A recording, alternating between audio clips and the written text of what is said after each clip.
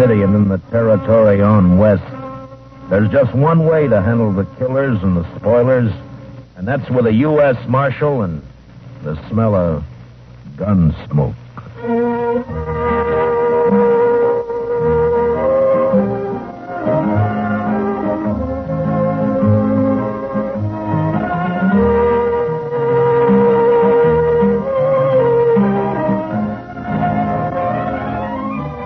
Gunsmoke, starring William Conrad. The story of violence that moved west with young America. The story of a man who moved with it. Matt Dillon, United States Marshal.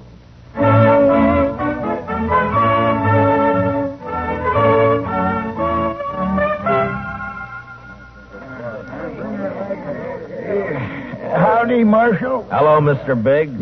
Can I give you a hand? No. This is the last batch here. Hey, wait till the flies get to these buffalo hides in the morning and be enough vultures overhead to keep the place in the shade for a week. Yeah. You'll sure have your hands full by tomorrow night. It looks that way. When these boys turn them hides into cash, they'll bite the corks out of every bottle in town. And some of them look mean enough sober. Yeah. Well, you better bed down and get some sleep, Mr. Biggs. Where are your boys? I don't know. Jeff had some trouble with a dry axle up near Pawnee Rock, and Boaz stopped to help him fix it. But they shouldn't be this long behind me. Well, if I see him, I'll tell him where to find you. You can tell Jeff, but Boaz ain't even going to hear you. Why? What's the matter with him? Oh, he's riding higher than an eagle. You know that white buffalo you've been hearing about? The albino? Mm-hmm. Well, it's just Indian talk. Oh, you think so, huh? Well, if it is, Boaz sure shot himself a mighty scared buffalo. White as borax. That ought to fetch a price. Hey, anybody seen Marshal Dillon? Over here, Chester. You better saddle up, Mr. Dillon. What's the matter, Chester? Indian trouble. 2 men dead and a couple of wagons burned up out there. I found this. A war rattle made out of buffalo toes. Arapaho. Well, they haven't been making any trouble. Well, these did. I was topping a hill when I saw the wagons go up in fire. It was Indians, all right. I saw one ride off. That's funny. I never heard of Arapahos attacking at night. How far out, Chester? 10 mile, maybe, toward Pawnee Rock. Pawnee Rock? Marshal, my sons was coming from there. Easy, Mr. Biggs. Lots of wagons in the territory. Marshal, I didn't see another wagon between here and Pawnee except the ones we had, but the Indians killed my boys. There's only one way to make sure, Mr. Biggs. Saddle up and ride over to my office. I'll be with you as soon as I can get my horse.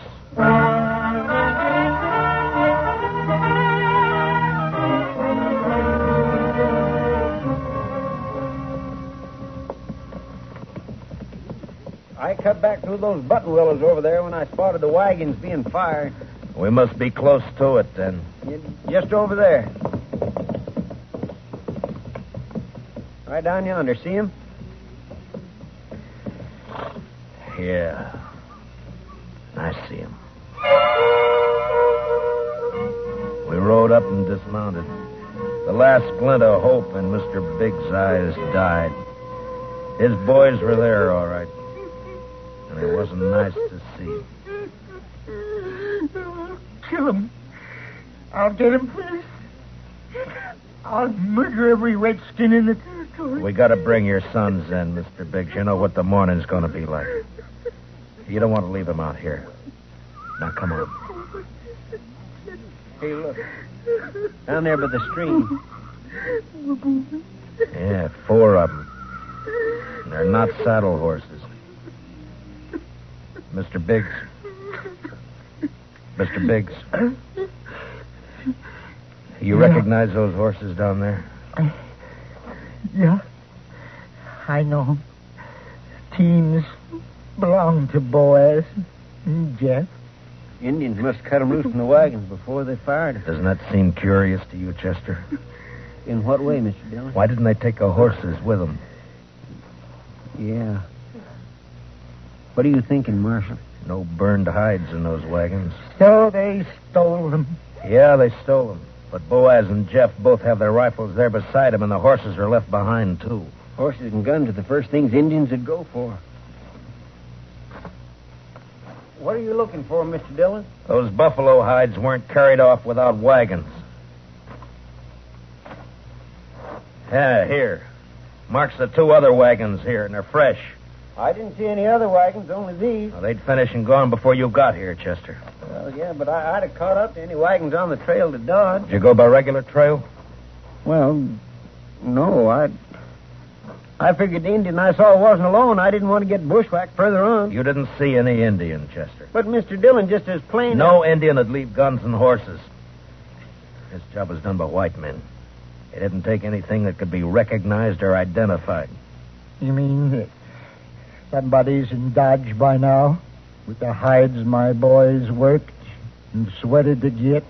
I'm afraid so, Mr. Biggs. There'll be more than 300 buffalo hunters there by morning. Could be any of them. We'll find our right ones. Oh, how? The albino. Whoever killed your sons will have that white buffalo hide.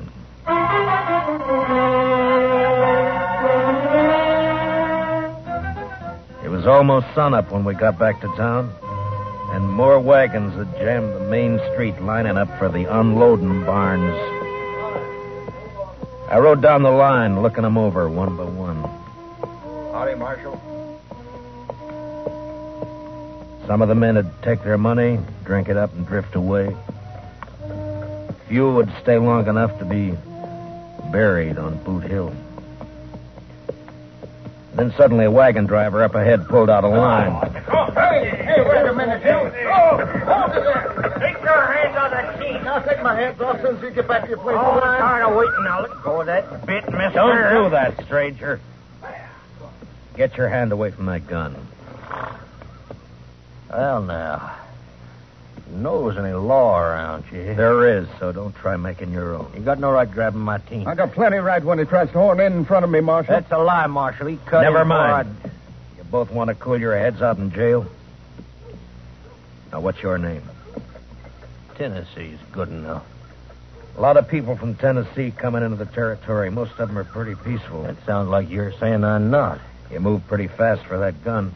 Man can lose his temper. You lost yours 4 times, according to the notches you've carved into that gun butt, but don't try for number 5, not here. How about you? What do you call? Charlie Kell. Charlie Kell, huh? They ever call you Chuck? No, Heard of a Chuck Kell a couple of years back, come from Kentucky. not me. Man I heard about was a gunfighter, so he never wore gloves. See, you don't either. It's pretty rough on the hands. Thanks, Marshal. I'll make sure to take better care of him. Yeah, do that. I'll be around a while, Marshal. Maybe we can have another talk. Anytime. They'd need watching. But what I wanted now was a white buffalo hide. Searching the wagons wouldn't do. There wasn't time, and a search had let the killers know that something in the hides they'd stolen could be identified. The time to find out would be when the buyers checked them. I got Biggs and Chester to cover 2 of the unloading barns, and I covered the 3rd one. Then finally daylight came, and the haggling started. Son, you want to sell those hides and learn how to handle your skinning knife a little better. They're as good as any. And full of holes they ain't. Give you $4 a hide for the bunch. You gave that last fellow 8. He looked tougher than you. 6. I'll take 6. 4. Take it or leave it. You think you can rob me, mister? Watch your mouth, boy. Here, none of that. Let me go! Easy, son. Go! Let me have that gun just so you won't be tempted. Here, that's better. Give me that. Give it back. You can pick it up at my office whenever you're ready to leave town. Yeah, you look like a city boy to me. Where are you from? St. Louis? None of your business. When something's got you beat, son, there's no shame to admitting it and going home. Sometimes that takes a real man. Don't tell me what to do. Why don't you watch your own job? Why don't you leave me alone, Marshal? I ain't got a white buffalo hide. What'd you say, boy? You heard me. What do you know about a white buffalo hide? What everybody else knows. that you're looking for one. Everybody in town knows it. How? Because the old man whose sons were bushwhacked is all liquored up over at the other barn, shooting off his mouth.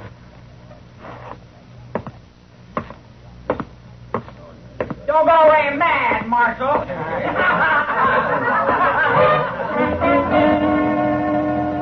Mr. Biggs wasn't at the barn where I'd left him. I cut through an alley to Front Street and headed for the saloons. I never got to him. Mr. Dillon? Mr. Dillon? What's the matter, Chester? Old man Biggs. Where is he? I'm looking for him. Well, he was over by the barn I was watching, drunk, going through the wagon. Yeah, I know about that. I was trying to get him to go back to his own barn, but all of a sudden, he took off. For where? I don't know, but there was one wagon he was watching in particular. The driver walked away from it with a package of some kind. That white hide? It could have been, I don't know, but Big sure thought so. He lit out after the fellow with blood in his eye. Which way? Down there where the boy's been hitching the empty wagon. Well, let's go. The old boy's drunk enough to make trouble. He's liable to kill somebody. Or get killed.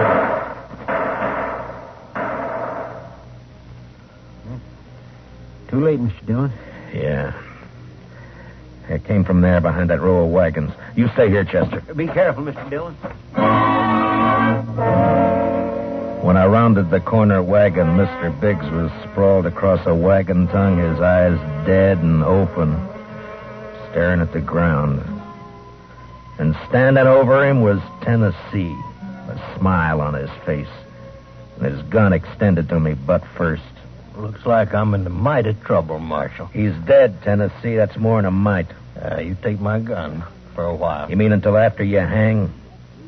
Wasn't figuring to be that serious. Not when a drunk follows me out here and throws down on me. If you're figuring on self-defense, forget it. Look at his gun. It isn't even cocked. Well, it's out of his holster, Marshal. That's enough. Law don't say I have to wait till he kills me.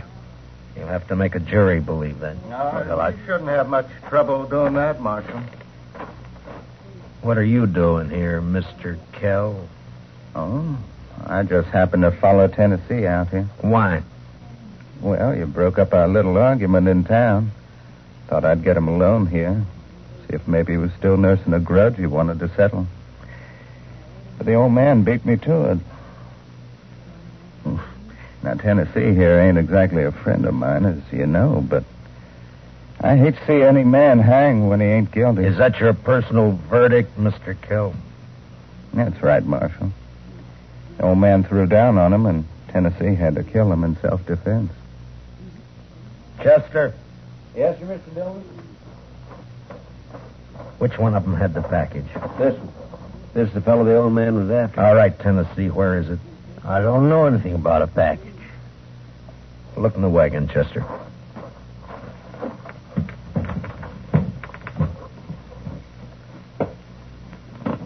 See anything? Nothing here. I reckon you can give my gun back to me now. All right, Tennessee. Here. Thanks. But if you decide to use it again while you're in Dodge or any place else in Kansas, I hope I'm there when you do. Well, now, don't you fret, Marshal. I'm sure you will be.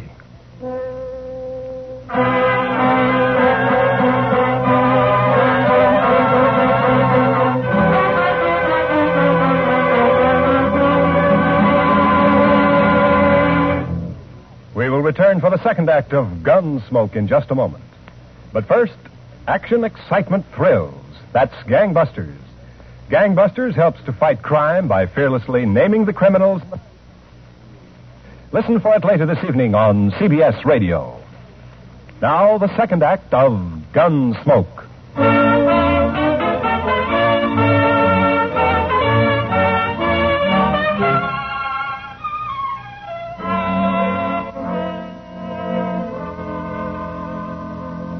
Just before sundown, we buried old man Biggs and his two sons up on Boot Hill.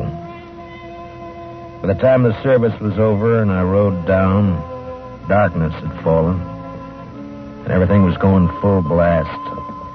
The town was roaring. Seemed like a good man, old Biggs. He was, Chester. So were his boys. Yeah, but there are too many men like Tennessee and Kell coming in, Mr. Dillon. They won't last, Chester. They'll keep coming, but they won't last. They'll take a gun and go against a man, but they won't sweat. They won't take root and build. We still gonna look for that hide? Yeah. Well, just what do you want me to do, Mr. Dillon? Tennessee and Kell will be in town, but their wagons are back there with the other empties. Ride back and look them over. Well, they might have had somebody carry that package off for them. It might be, but they don't seem like partners, Mr. Dillon. From what I heard, you stopped them from gunfighting. Took more than one man to kill the Biggs boys, and more than one man and more than one wagon to cart the hides in. Well, you mean they staged that trouble just for you? Just for me. After they heard I was looking for that white hide. Well, why do you figure that, Mr. Dillon?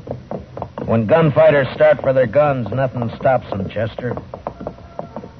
They both started, but they both stopped. I reckon you better take a look through those wagons. Yes, sir, Mr. Dillon. Where'll I meet you? I'll be checking the saloons.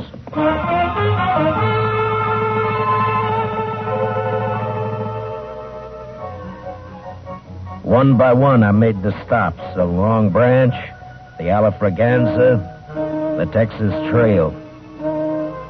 And one by one, they got quieter as I went in. As though each place was holding its breath, waiting for something to happen. The last place was a Mexican hangout. A long, dark walk.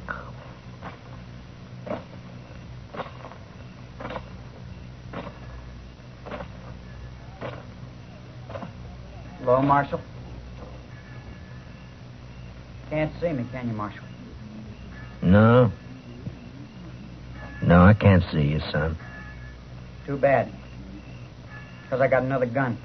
They sell them around here. And I ain't going back to St. Louis. You'll fire once, son, and if you don't kill me with that, and I'll kill you. I'll gamble on that, Marshal. Marshal!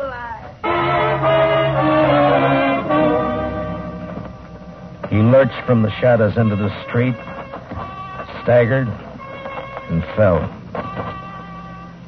And then he rolled over on his back, and his eyes struggled for a minute like they were trying to remember something. And then he went blank. Well, he was right about one thing. He wasn't going back to St. Louis. Well, what do you know? The marshal's real handy with a gun. Stay out of this, Kell. But I may have something to talk over with you later. Meaning what? If you don't know it, then you got nothing to worry about. I've been hearing a lot about how fast you are with a gun, Dillon. Anything to it? I'm still alive. Yeah. This your hobby, shooting kids? He was old enough to try to kill me. I don't like it, Marshal. That's too bad, Mr. Kell. The Chuck Kell I heard about would have loved it. They said he'd killed 2 kids under 16, one of them his own brother. Yeah, you didn't hear the whole story, Marshal. The Kell you heard about killed a marshal, too.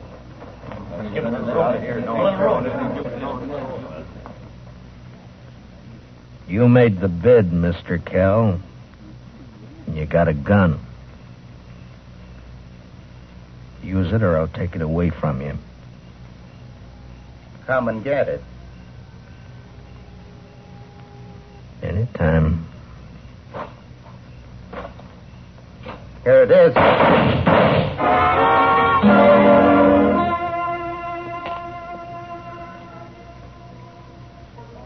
How you feeling, Mr. Dillon? I'm all right, Chester. Doc fixed your head. Wasn't much he could do for Kell, though. I hit him. If you didn't, he sure died for nothing. He was fast, all right. Boys say you made him look like a sleepy burro. Never even cleared his holster. And my head says different. You didn't get that from Kell. What do you mean? Tennessee was up the street with a rifle. He creased you. Huh? Where is he now? I don't know, Mr. Dillon. He rode out of town before I could stop him. I was the only one who saw him. I was coming up street to find you. All right. Let's get out of here. Did you find anything in the wagons? No, sir. But I found Tennessee's wife. Wife? That's right, Mr. Dillon. In a small wagon next to his. He's a squaw man. His wife's an Indian girl. Well, let's find her.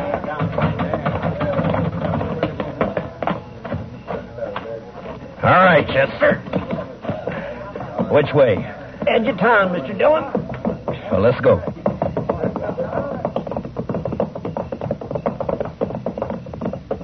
You talked to the wife? Yes, sir. Found out Tennessee and Kell were friends, all right. They left her here night before last and arranged to meet her here today. She said they were driving empty wagons when they left her. Ask her what tribe she belonged to? Didn't have to ask, Mr. Dillon. I could tell by her beads. She's an Arapaho.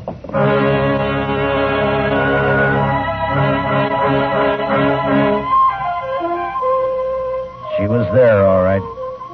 Crouched by the wheel of a wagon. Her face was bloody, and she stared into a small campfire, rocking back and forth without a sound. She wasn't beat up when I left her, Mr. Dillon. Where's your husband? He gone. Gone where?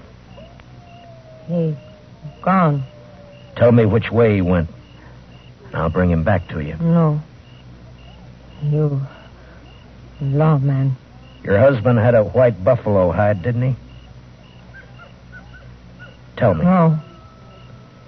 Other man killed white buffalo. Then your husband took the hide away from him? Well, he buy hide. He didn't buy him. He killed 2 men to get him. He killed with Indian paint on his face. He left an Arapaho war rattle. He wants the blame to come to your people. If the white men think the Arapahoes are on the warpath, the soldiers will come. No. Arapaho peaceful. Where's the white hide? What'd your husband do with it? He tell me. Bury it. Where? Where's it buried? There. Back there. By tree. Go dig it up, Chester. And then stay with her till I get back. You going after him, Mr. Dillon? As soon as she tells me which way. All right, Mr. Dillon. You're white man. No good. Now tell me which way he went.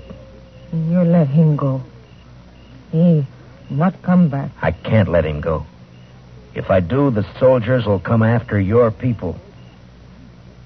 He beat you, and he ran away from you. Now he'll bring death to your tribe unless I get him. Where did he go? He ride to where moon sleep. I rode east. Tennessee had about an hour's start, but I figured to make up most of that before sunrise. The prairie was open and flat except for an occasional roll, and the Arkansas River would keep him from cutting south. His best bet for a fresh horse would be Kinsley, and I rode hard for it. It was just turning daylight when I rode in.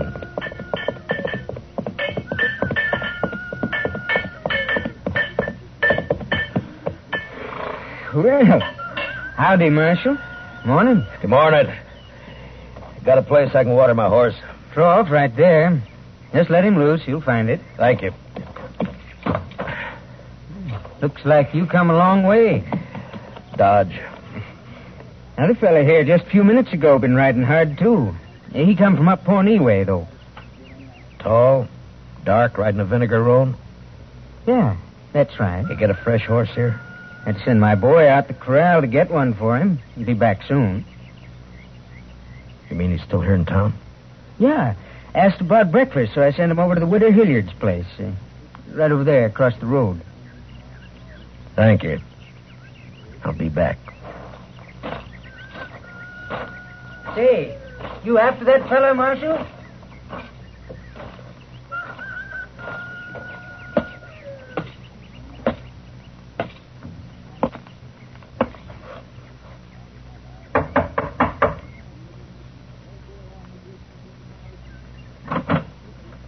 Yes? Understand you're serving breakfast, man. Why, sure thing, Marshal. Dillon! That's right. You me a clear way out the door. Or I'll kill you. Come by me, Tennessee.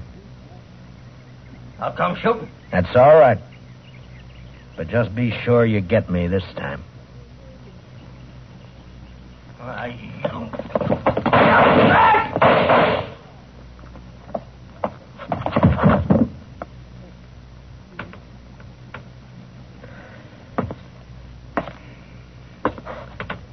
You hurt, ma'am? No, I'm all right, Marshal. He looks kind of dead. Yeah. Bad one, Yes'm. Gunfighter. Thief. Killer. What's your name, Marshal? Dillon, ma'am. Matt Dillon. I'm sorry about... Marshal. When my husband brought me out here 15 years ago, Indians burned this place down 3 times. I'm used to killing. You want to carry him out? I'll go fix you that breakfast.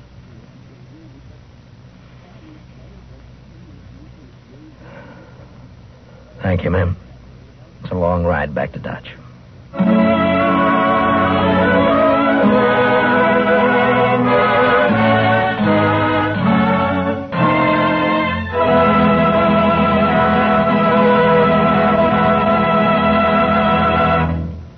Gunsmoke, transcribed under the direction of Norman Macdonnell, stars William Conrad as Matt Dillon, U.S. Marshal. Tonight's story was specially written for Gunsmoke by Joel Murcott, with music composed and conducted by Rex Corey. Featured in tonight's cast were Stan Waxman, John Daner, and Larry Dobkin, with Sam Edwards, Lillian Baeff, Tom Holland, and Mary Lansing. Parley Baer is Chester. Join us again next week as Matt Dillon, U.S. Marshal, fights to bring law and order out of the wild violence of the West in Gunsmoke.